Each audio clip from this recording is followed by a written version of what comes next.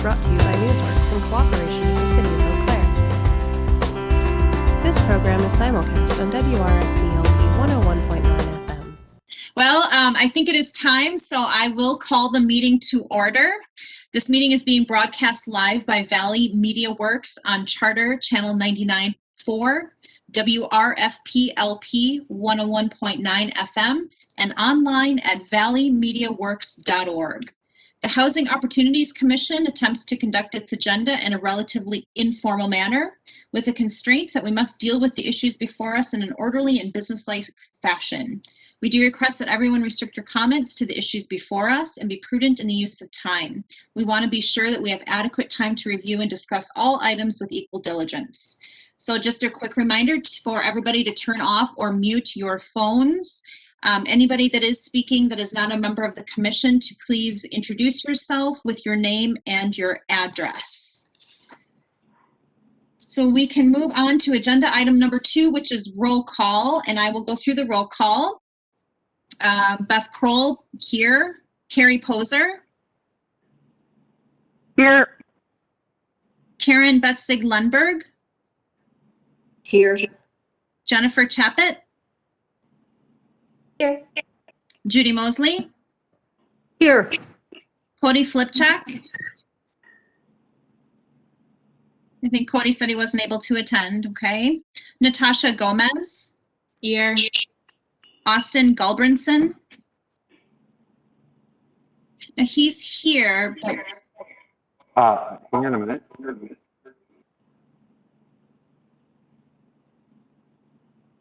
are we going to be able to hear him?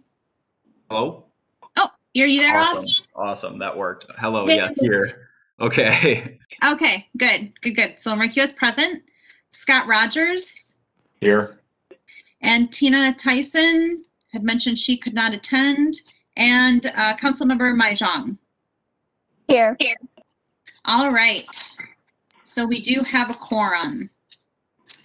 Agenda item number 3 is the reading and approval of meeting minutes of November 11th, 2020. Hope you've all had a chance to review the minutes. Would anybody like to make a motion for approval? So could I make a correction or suggestion? Yep, I was gonna, after it's seconded, then I'll call for. All right. Yes. Very good. Karen, a motion to the motion to approve, and the second. I Also move. Oh, who was that? This is Natasha. I just wanted to comment on 5B. There had been that email that went around about the recommendation. If I could just interrupt for a second, who I didn't catch who made the second. Oh, sorry. That was Judy Mosley. Okay, Judy. All right. Okay, go ahead, Natasha. Okay. I wanted to comment on the email that had went around that we had recommended 1A instead of 1B. That's included in, I don't know if this is the appropriate time, but it's in the minutes. So I don't know if we need to talk about that, if that's accurate or not. Sure. Yep. Is that everybody's recollection that it was 1A instead of 1B that was the consensus? I agree with that. You'd agree with that? Okay. Okay. Does anybody disagree with that? Yes, Scott? Was that just sheepish? No, that's fine. We can talk about it later on in the agenda, but then my notes are wrong, so I apologize for that. Okay, so it's agreed that we make the change in the minutes. So the motion would be with the change of the recommendation from going 1B to 1A. Any other discussion or changes to the minutes? Additions, deletions? Karen? On the third sentence in 5B, universal design in both retrofits and new construction. To add and new construction.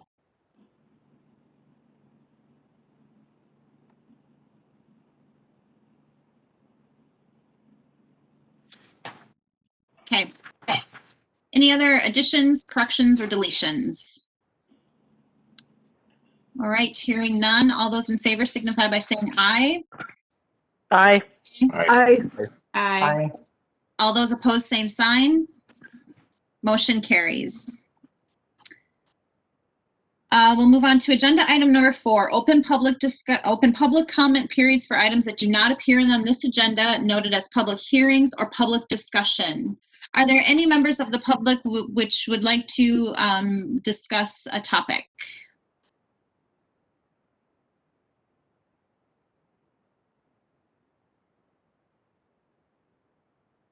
Are there any members of the public which would like to discuss a topic? Hearing none, we will move on to agenda item number 5. All right, so I'll be turning this over to Scott. There's some background information included in your agenda regarding the 2020 and to 2024 consolidated plan follow-up. There were some questions that we were looking to get answered, and it looks like we have a memo that goes through that information. So Scott, do you want to kick us off with that? Yes, thank you, Chair Kroll. Hopefully everybody can hear me okay. And this is where, in reverse, if everybody can mute themselves, that would be helpful.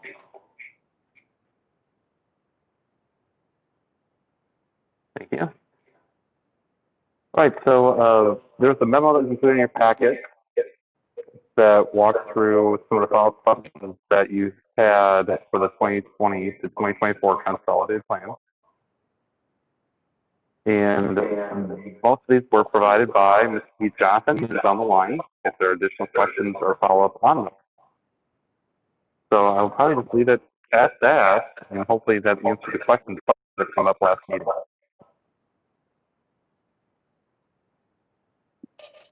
So does anybody have any questions for Keith Jonathan regarding the memo?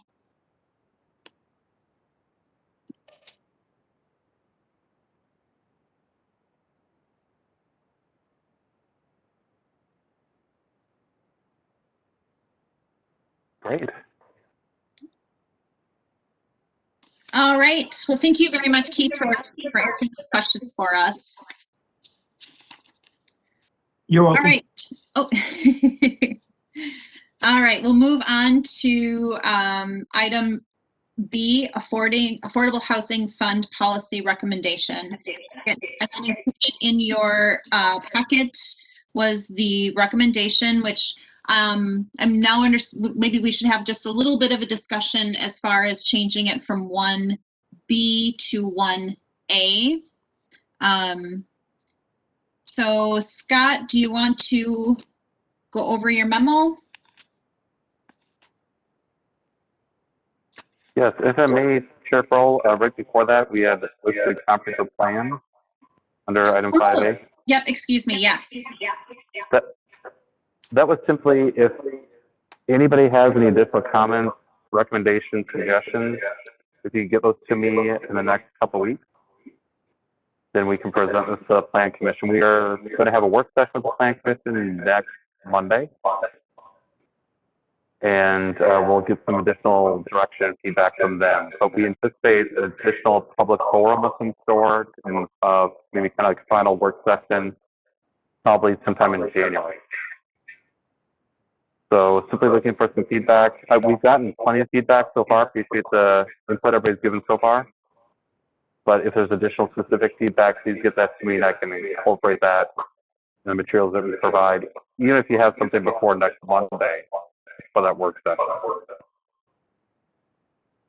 Thank you. So with that, and I apologize, I talked through these with the chair, not to throw the chair under the bus, but I had written down quite a bit of notes from last time about 1B. And so maybe we need to go back to those, the Affordable Housing Fund dollars for new construction, competitive award, which is 1A, or leverage check, which is 1B. And I have written down a lot of 1B. So But if that's not the intent, to leverage the low-income housing tax credit for projects that receive those tax credits, but we'd rather have you kind of your own competitive process. That's where I need some clarification.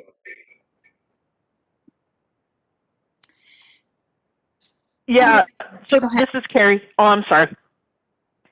So this is Carrie. I feel like what I recall from the conversation is that I'm not sure if I said it first or somebody else said it first, and I agreed with them, but there is a mountain of challenges with relying on WIDA and the LIHTC process, along with giving up control over the ultimate criteria that we would use for this funding if we partner with another entity in this.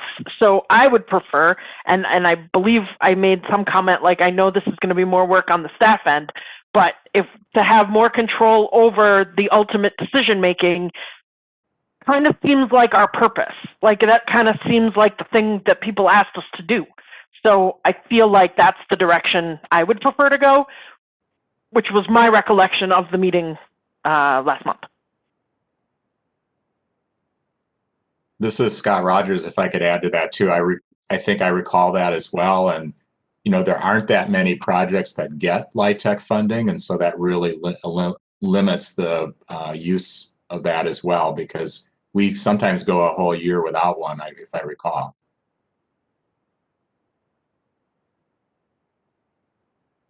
This is Judy Mosley. You know, I guess my feeling is, when it comes to actually awarding money, I prefer it to go to LIHTC, but I do agree that having our own process and controlling from year to year how that's allocated could be advantageous. That doesn't mean that we can't give it to a LIHTC development, but just that we would be asking for applications and reviewing them.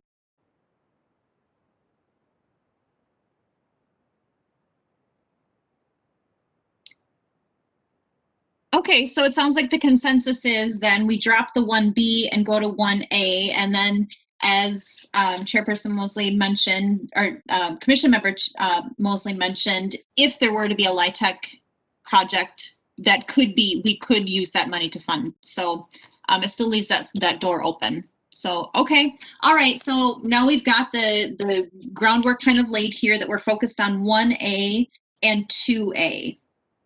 Now, I have a quick question. Scott, I think we also, so by voting on this, the competitive award, this is just seeing what we're going to use the funds for. I know we also looked at the component and how we could stretch the dollars long term and not be a one-time use. Being that it's going to be a competitive award and for new construction, we know that's the purpose we're using it for. What are the options for us to stretch this dollar and grow, use this as the seed money to grow and to have continuous competitive awards down the road?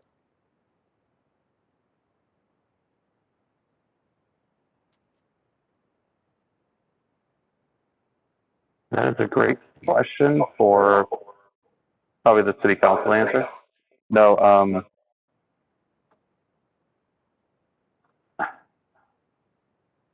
that's a good question, because I don't think we have the answer here, because that could be part of the expectation putting forth this policy or program, which is where I think the existing housing under 2A and 2B would be more expected to do that, because those are pretty much some existing programs that we can kind of piggyback on with this funding. And again, that's the rehabilitation program, the rehabilitation loan program, and the first-time homebuyer program. So it could be those programs or some other variation that we could kind of create and then set up to be funded over year after year. Now, is there any possibility to kind of maybe talk through how we could draw a partnership to continue these awards? I know we're working on like more workforce housing projects. We talked about our healthcare needs. Mayo is a huge employer. We've got a lot of other huge Menards. Is there a way that we could draw these partners and looking at if there's any opportunity for their investment in growing this pool for the housing needs of, again, new constructions and affordable and workforce housing, things like that. Yeah, and Chair Crowell, I may send that over to the commission because that's a great kind of policy question. If you want to make that part of your recommendation to the city council to pursue that kind of community partnership approach, that seems to make sense. So this is Carrie. So this, I distinctly remember we kind of hashed about this last time too, is that for me, it's a policy decision about what we want to invest in. And are we looking at helping people that are currently housed, or are we looking at people that are sleeping outside? Are we looking at people that are precariously housed or tripled up? I mean, if we want to get people in housing that don't have housing, they need new housing, because nobody's building new housing that's going to house no income people or super low income people. That's just not happening right now, to nowhere near the degree that we need it to in the city of Eau Claire, and to be quite frank, across the entire state of Wisconsin. So I would fight very hard that it needs to be for new housing for very low income people, and we can partner with the nonprofits that exist to support those folks, get vouchers in there, do things like that that could help. But that's just where I would sit on that particular thing. But I think it comes down to a policy perspective of which one are we wanting to go with?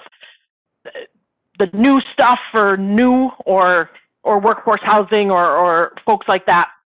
Those are two very different worlds.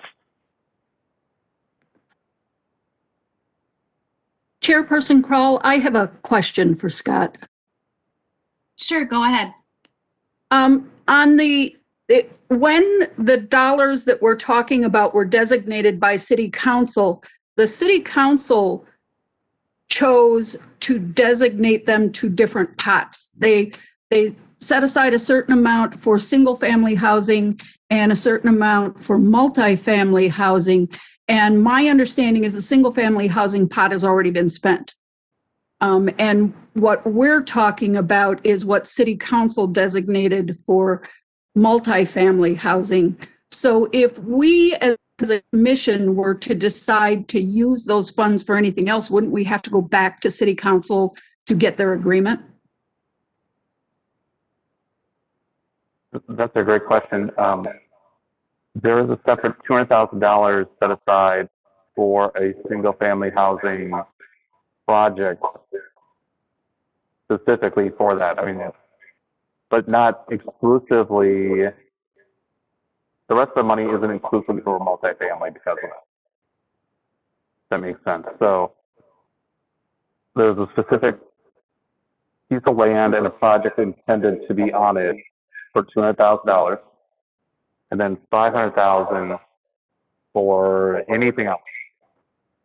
So it can be single family, it can be multifamily, it can be a program, it can be a project. It's pretty wide open. The minutes of the meeting, the City Council meeting in which that money was added to the CIP, though, specifically says multifamily housing.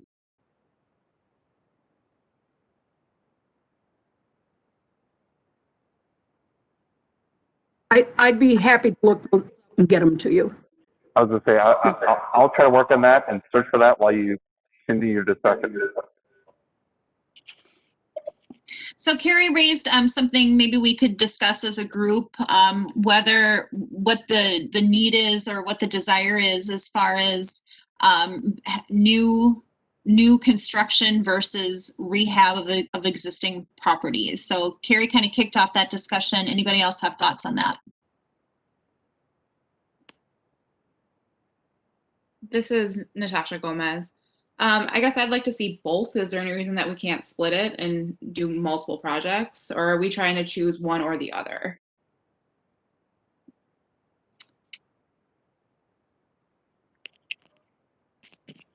Could I throw in Yes. an opinion? So I you know, when I talk about the longevity of these funds, I think if we if we go with 1A, that's great for new constructions, and then we could talk about, once we decide, okay, we're only going to fund new constructions, how do we stretch the dollars or grow this pool of money that allows us to long term do the rehabs, do more constructions, do more than just putting 5 units out there. And so I'm looking at how, now that the city council has allotted this 500,000, how do we grow this and get community buy-in to really grow this pool so we could do more projects than just the one? And I know it's immediate that we want to build something right now and fill those houses, but I think that's like putting a Band-Aid on like the wound, where once those are filled up, now we're out of the 500,000. How do we, I guess, once we pick a project, how do we grow this so that we could then later on also have money to do rehabs? Because right now we only have this pool, so it's almost like growing this into something bigger than just looking beyond the 500,000 that we have right now. That's kind of what I would imagine, is we could pick new constructions to start out with, but still have that conversation. I really challenge us to have that conversation how can we stretch this funds long term so that this could be like a living mission of this group. So look at it as seed money. So if this was your seed money to grow this affordable housing, how can we make it sustainable long term and get more money so we could do more projects? So just kind of to put an umbrella over this, and to ask a question as well, is if it is within what we're deciding here of that option to come up with how do we grow it, or are we really just focused on at this point how we would recommend using the money? Because I don't know that, well, and maybe it's just a question to ask is, you know, we could spend a lot of time figuring out how we're going to divvy up this money and then figuring out a plan on how to grow it. Or it could be that we figure out how to divvy up the money and then eventually figure out a plan on how to grow it.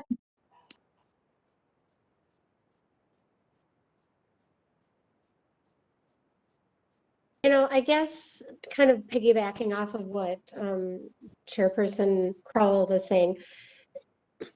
So I'm trying to come up with the right words.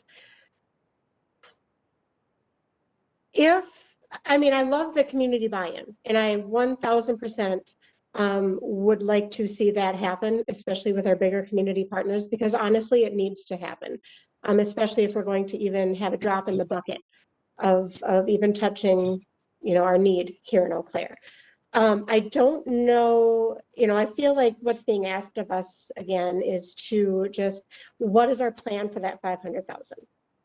If some of that, you know, if we have an idea present as to, you know, what kind of a seed we're going to plant with that 500,000, and maybe we decide 100,000 of that can go towards X to do that, I could see that maybe being something we can do.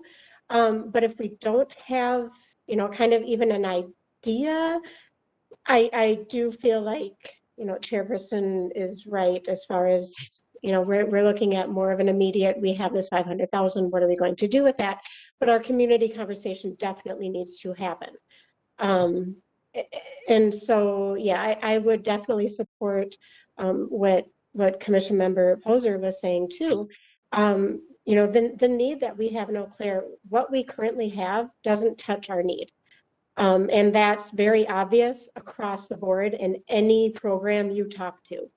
And so I feel like, you know, we have this 500,000 right now. How can we connect those two needs?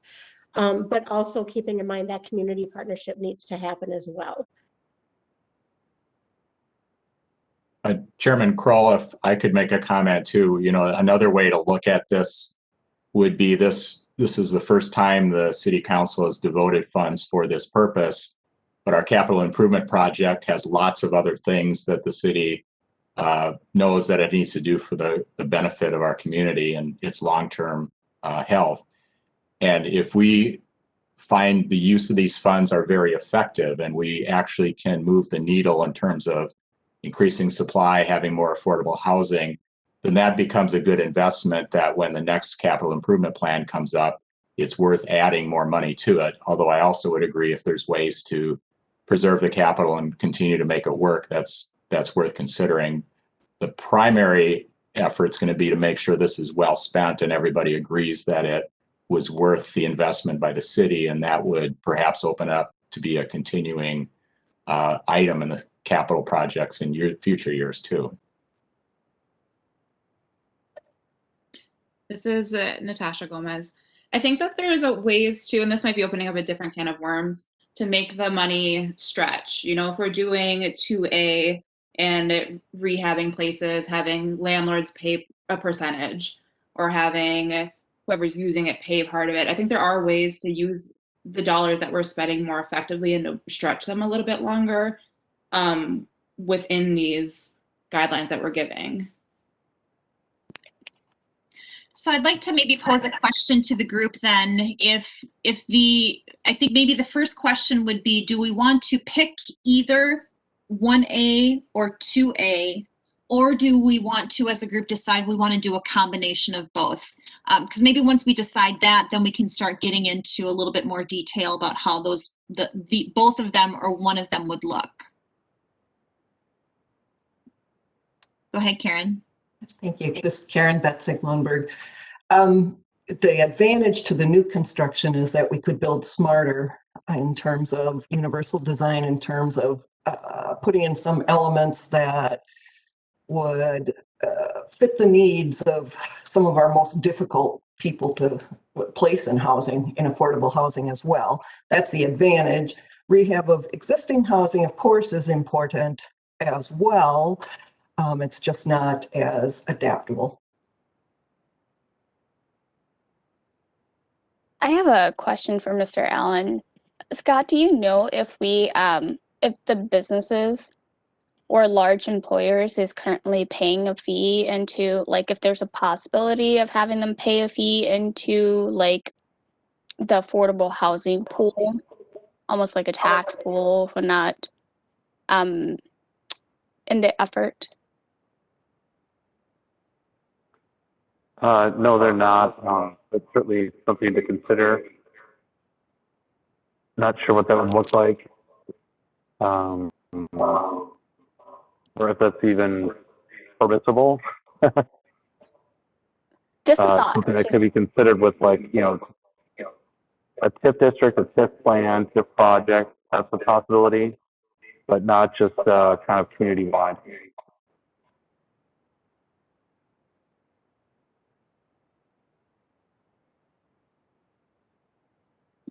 Go ahead, Judy. Thank you, Chair. I think one of the considerations that we need to take into account is that when a developer is developing an apartment building, and say he's going for LIHTC dollars, or perhaps, you know, we've had a couple of other workforce housing developments in town that haven't asked for LIHTC dollars, but they still need some gap funding. And often they need a considerable amount of gap funding. We're not talking about $50,000. We're talking about $400,000 or $500,000 or $750,000. And that, you know, I just think that if we break this pot up into a bunch of smaller pots, then we lose the ability to generate a larger number of new units.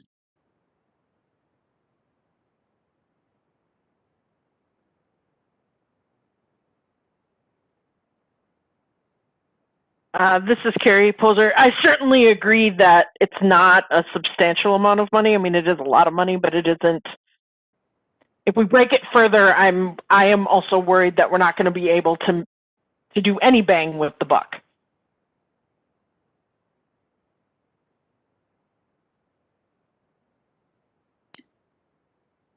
Go ahead, Mr. Allen. Those are all good points. And to add to that, just a reminder, this is a one-time funding option right now. As Councilmember Mai was, Councilmember Zhang was saying, sorry, that looking for outside sources of funding to keep it going can certainly make sense moving forward, but that's what's kind of my sidebar comment about council makes that decision, because if the council starts to fund this more than just a one-time approach, then yes, it's a little bit more sustainable. And I was seeing a chat here from Mr. Jonathan, who is saying, are we considering like a revolving loan fund? Is that kind of a function or structure you might be thinking about? Or I mean, that's one tool, I guess, but in terms of kind of building the funds and maintaining them long term, I guess I'm trying to resolve that question in my mind.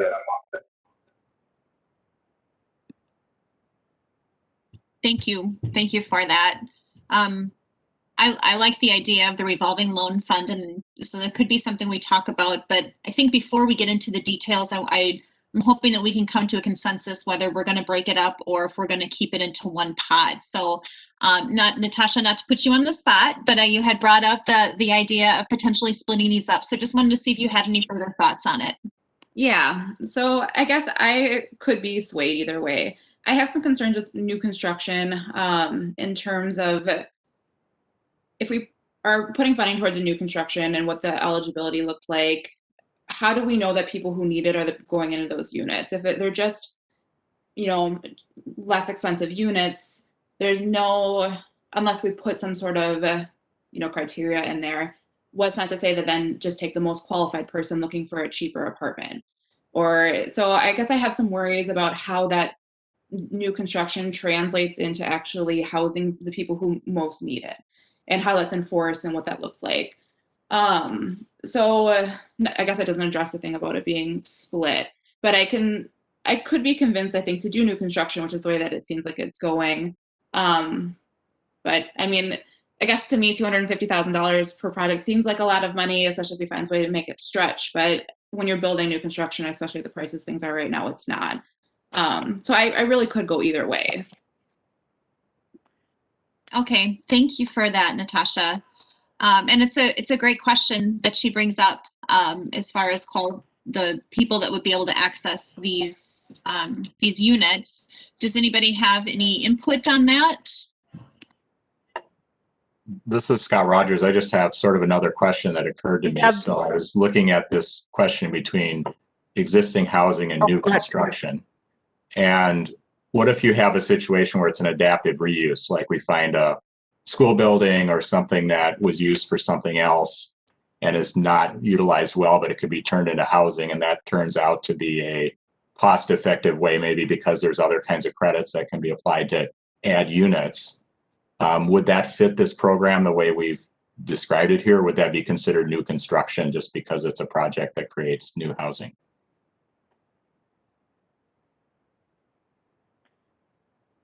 So this is Terry Poser. I would be all in for that. Like, there are plenty of buildings that have nobody in them, right? And they aren't being used for anything.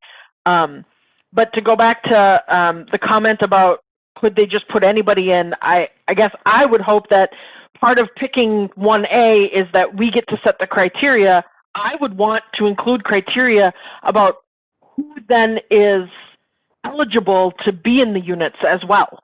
Not just who gets the money to build the thing, but also who gets the money to build the thing, and then what are we looking for in terms of tenants, and the emphasis on who would be going into those units. Could I make a quick comment? I know when we so when we do that, we have to write out the processes, the clause to making sure, like, for example, the LIHTC program, they have to have affordability for the next 30 years to be able to have that. And then there's an annual review on top of that. There's an audit to making sure that those units are being filled. That would be something that, we would when we do that, use this funds for that we would want to then talk about also at later. And once we've decided who's going to administer that, right? Who's going to be checking up on the reporting? And is that going to be housed under us, the housing authority, the city? Or so those are some things that I want to throw out there for us to think of. And I don't know, Mr. Allen, I don't know if you, since our last conversation, if you had a chance to look at the Milwaukee County Housing Consortium or just the Affordable Housing Consortium like model, or are familiar No, I've with not the had a chance to look at consortium. that. Okay. And that might be a possibility if we wanted to break up the services and how, you know, that foundation, how that might work with affordable housing services. Can I clarify something? This funding has to be used in the city of Eau Claire. It can't go out to the county of Eau Claire. That is correct. Okay.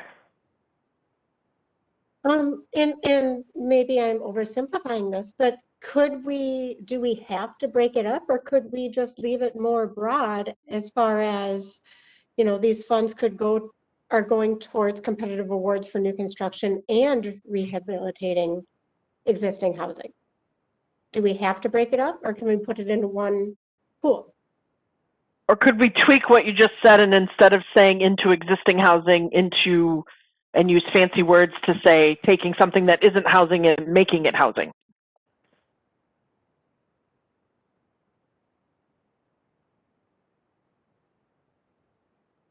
Is there anything that would preclude us from that kind of language?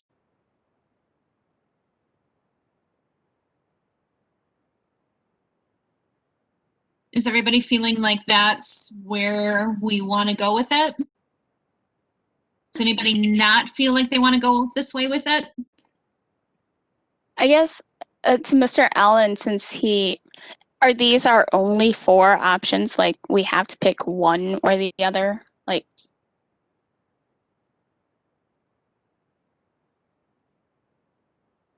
No, it's a great question. These were just recommended parameters that staff have been working on, and just some thoughts that we want to present you with to kind of start this conversation.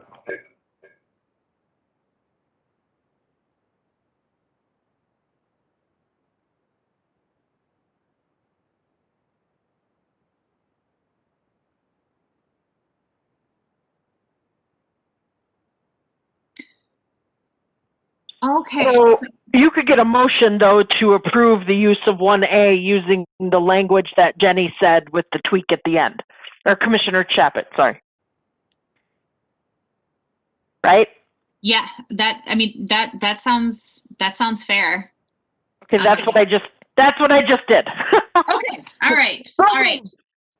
So Commissioner Poser has made a motion to recommend. Yeah, recommend.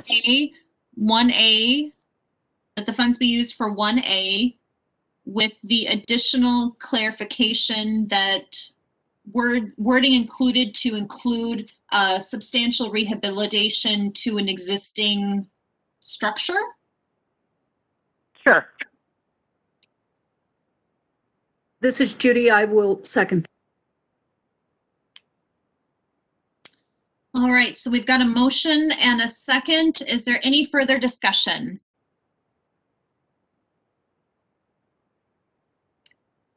Hearing none, all those in favor signify by saying aye. Aye. Aye. Aye. All those opposed, same sign. The motion is carried. Thank you. That was a great discussion.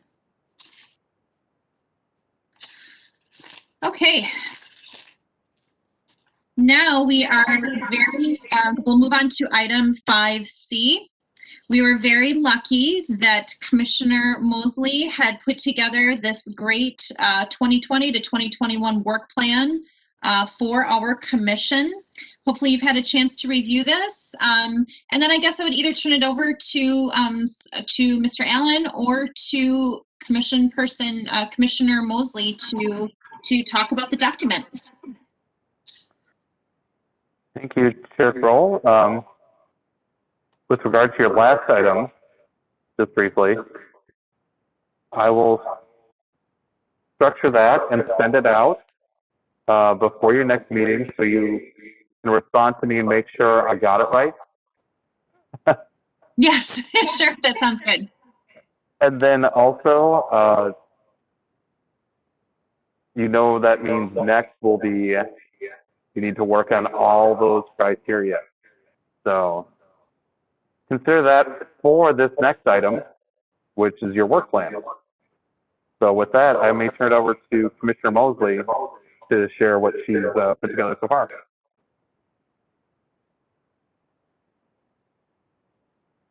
Thank you, Scott. I would just like to briefly say that when I put that together, what I did was I looked at the work plans of the Transit Commission and the Sustainability Committee and kind of structured it based on the way they have theirs structured.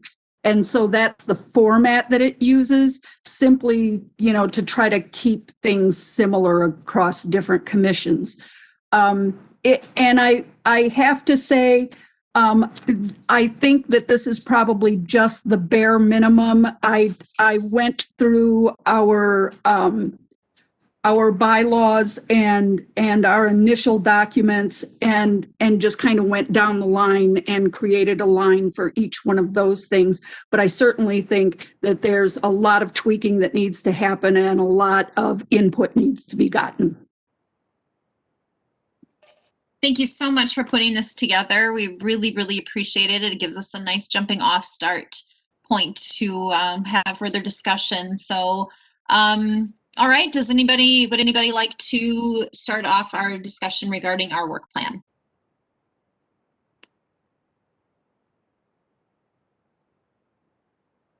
This is Scott Rogers. I have a question and then maybe a suggested addition. And maybe this is for Mr. Allen. So the ordinance review, I know some of the factors that are discussed in terms of housing affordability and encouraging more inventory, et cetera, are things like zoning, parking minimums, form-based zoning, encouraging density in appropriate areas. Would that happen under the ordinance review of this work plan? Is that where that would take place? Great question. Yes, I would agree with that. Sorry. And then the only other thing, I don't know if it really falls under this, but we had some discussion in previous meetings about housing inventory and keeping track of the increase in supply and that sort of thing. And would that warrant it being a separate item on the work plan to monitor housing supply and encourage increasing it? I would agree with that recommendation.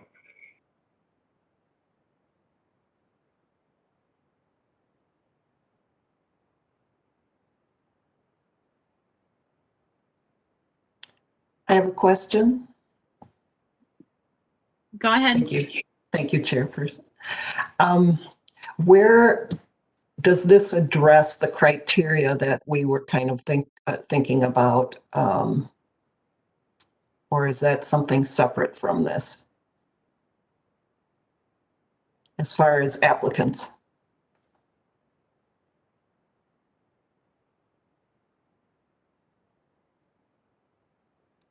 This is Judy. In my mind, what would go on the work plan wouldn't be the criteria, it would be the action, which would be that we would review applications for public funding dollars for housing development.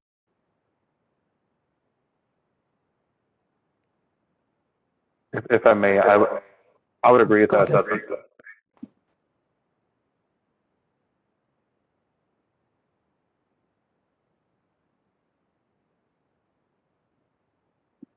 So just again, to kind of give broad overview, this is the document that is meant to basically set the stage for all of the work that we are going to be doing as a commission over the next over the next year? Okay. So if it may, Chitral, as Commissioner Mosley mentioned and laid out here, it's a little more broad, intentionally so. So these things can kind of fall under there. As Commissioner Rogers mentioned, the parking standards and things of that sort would all fall under that ordinance review.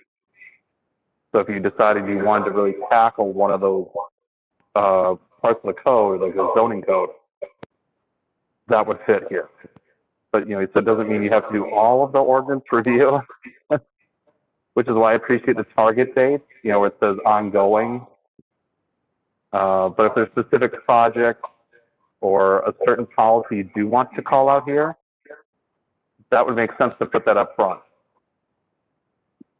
Okay, thank you for clarifying that, Mr. Allen. So I guess perhaps then the questions are, is there anything we do want to specifically call out? Is there anything we want to take off of what's in front of you? Or if there's anything that we need to add to what is in front of you?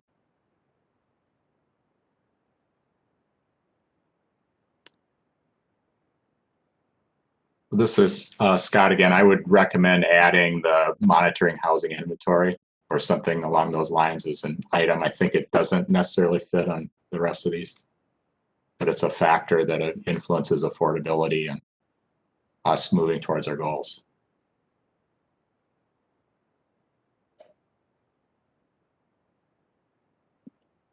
Does anybody else have anything that they'd like to either further clarify, add, or remove? This is Carrie. I'm curious about the identified partners. So, for example, under the create public-private partnerships, are we saying those are it for the partners that we think need to come to the table? And I would have a concern if that's, or is that like at minimum, that's what we want?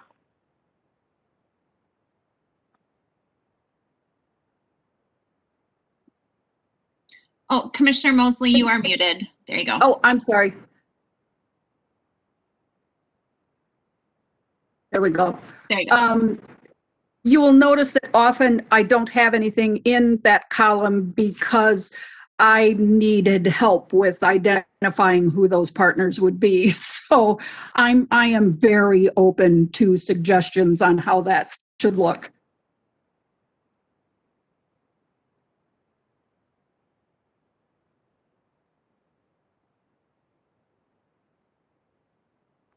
And so my next question would be, what if we think of other partners as we go down this road? Is this something that we go back and change every time, or how do we do that?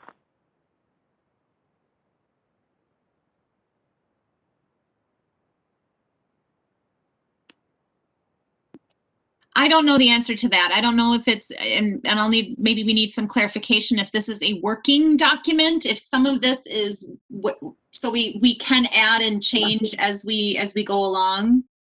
But this is just to kind of give us a base to work from. Is that correct?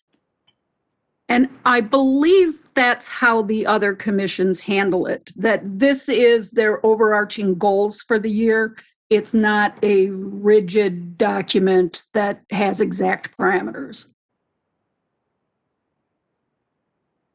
Okay, great. Yep, go ahead. Example of the Sustainability Advisory Committee and Bicycle Pedestrian Advisory Committee put theirs together, present to City Council, and kind of get a sign off, and then use that to kind of frame their work for the year. But I'd say smaller committees, but kind of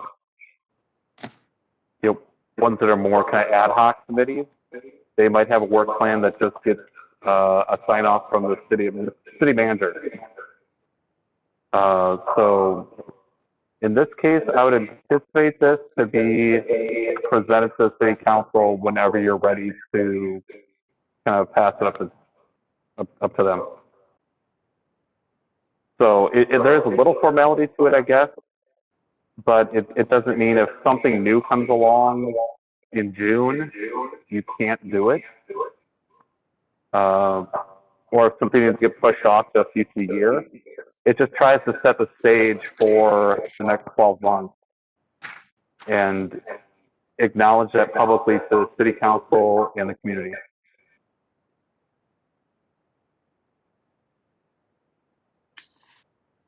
So part of me wonders if we shouldn't change the identified partners to like identified potential partners, or add a word in there that gives us the opportunity to go bigger than what's just on the list without having to go back to city council or whatever it is that we would have to do. And maybe we just change out the word identified in place and put in its place potential. Yep. I would certainly agree with that. I also think another item that we could add would be Commissioner Zhang's idea earlier that we should be exploring ways to grow the Affordable Housing Fund.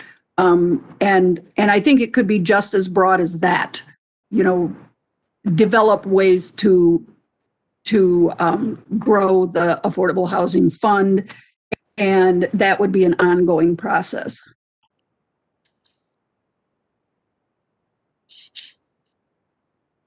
Thank you, Commissioner. I just wanted to say, I think it is imperative that we do at least have that conversation, just because we never know if future years we're going to get more dollars coming through. And so now that we have a goal of what we want to use the funds for, it'd be great to earn more or like get more support in that area to continue the work more over like the next decade, if we would. Mm-hmm. Well, not to mention just overall, community buy-in is probably one of the most important factors in having a successful community when it comes to affordable housing. So not just financially, but the overarching understanding, support, you know, just making sure everybody is on the same page as far as what does affordable housing mean and what does it look like and what are the faces that are behind affordable housing. Just because it's such a key phrase that sometimes the rest of it kind of gets forgotten. And I feel like the community buy-in, not just financially, but overall is key. Yeah, and I do want to add another perspective that I think we talked about a little earlier. Commissioner probably mentioned about potentially at some point in time this could be used as gap financing or other ways. But if we look at it as it's another way for us to stand behind a project that we are very mission and driven about it, and we are backing it up with dollars, it creates leverage. So maybe better chances of getting other revenues that they are looking, like, for example, the LIHTC. If it's a project we're willing to put money into, these also elevate those projects up when we do create dollars that's going to support our own. And even if they don't get the LIHTC, that's something that we could continue to support projects like this within locally.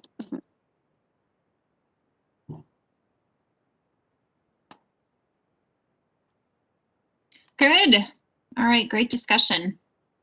Okay, so just kind of to recap, I caught 3 things that we wanted to make some modifications on. That we wanted to add a what, which would be to monitor the housing inventory. Replace the word identified in connection with partners to potential partners. And then the third addition to what would be to explore the growth of the Affordable Housing Fund. Is there anything else anybody would like to amend or delete or add? I do think, this is Judy again, I do think that when Plan Commission does their work session where they update the comprehensive plan, there might end up being a couple of more things that we could add at that point, you know, things like public input and that housing study and that kind of thing. So, maybe we should be having this discussion again after the comprehensive plan work session takes place. We got a thumbs up from Mr. Allen, so looks like we're good on that.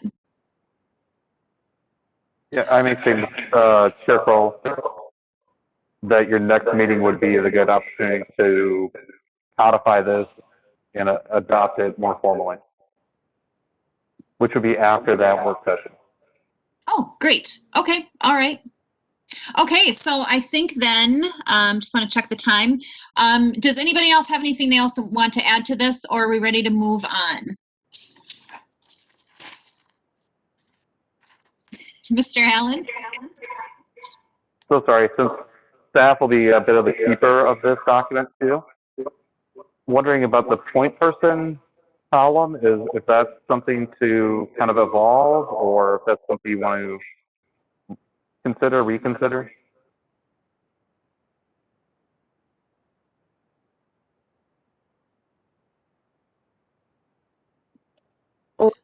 On some of the other commission work plans, their point person on there was almost always a staff member. So, that's another area where I think we need help identifying who that would be. Okay, that's fair. Thank you. Okay, so maybe between now and next meeting then, if anybody does want to fill this out further with any kind of thoughts, we can do that and then bring that to our January meeting. Does that sound right? Good, great. All right. Okay, well, I think we are done with that. So we can move on to the next agenda item 6 under other business agenda items, staff updates, the transit development plan and downtown parking study. We'll turn it over to Mr. Allen. Thank you very much. Just 2 items that were requested of staff to provide some additional information on. Those are hyperlinks in your agenda. You can click on those and go to the city, I think the webpage for the document or the document itself, and take a look at those. They're both fairly lengthy. The downtown parking study and the transit development plan.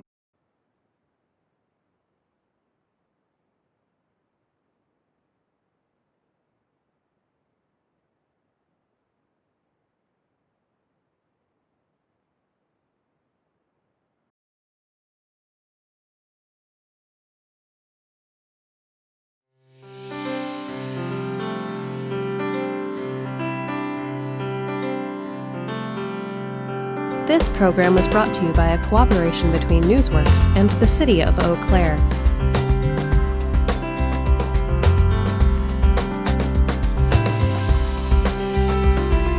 A transcript of this meeting is available for the hearing impaired. It will be available within 7 days of this telecast. Call 715-839-4912 or TDD 715-839-1689 or write Eau Claire City Clerk, P.O. Box 5148, Eau Claire, Wisconsin 54702-5148.